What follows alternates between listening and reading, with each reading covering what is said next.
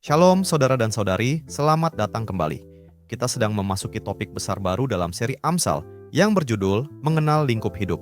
Dan lingkup pertama yang akan kita bahas adalah pernikahan yang berproses.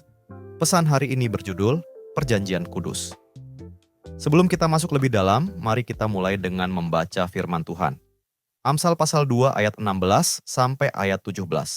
Supaya engkau terlepas dari perempuan jalang, dari perempuan yang asing, yang licin perkataannya, yang meninggalkan teman hidup masa mudanya, dan melupakan perjanjian Allahnya, perjanjian kudus.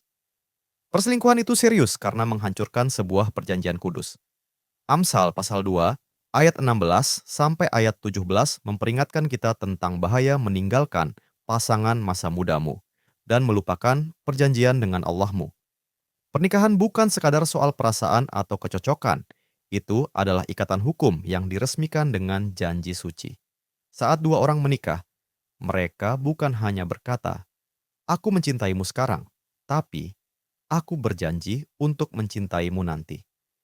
Janji itulah yang menjaga mereka tetap bersama melewati pasang surut dan perubahan hidup. Tanpa perjanjian, orang cenderung berkata, "Aku akan tetap bersamamu selama ini masih menguntungkan bagiku."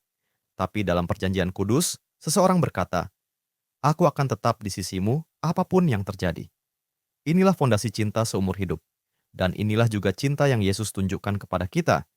Dia tidak mencintai kita karena kita sudah layak atau menarik. Dia mencintai kita untuk menjadikan kita layak dan indah.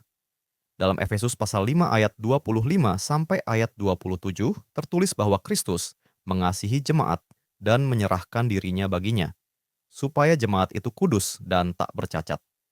Itulah cinta perjanjian, pengorbanan yang mengubahkan. Orang bijak tahu bahwa pemenuhan sejati tidak datang dari mengejarnya, tapi dari memegang janji dan melayani dengan setia, bahkan ketika itu sulit. Mari kita berhenti bentar dan mikir, bagaimana hidupmu akan berubah jika kamu melihat janji dan komitmen bukan sebagai pilihan, tetapi sebagai panggilan untuk mengasihi dengan pengorbanan? Apa yang terjadi saat kamu berhenti mengejar kebahagiaan dan mulai hidup untuk setia? Mari kita berdoa bersama. Tuhan, Engkau tidak mencintai kami karena kami sudah indah. Engkau mencintai kami untuk menjadikan kami indah.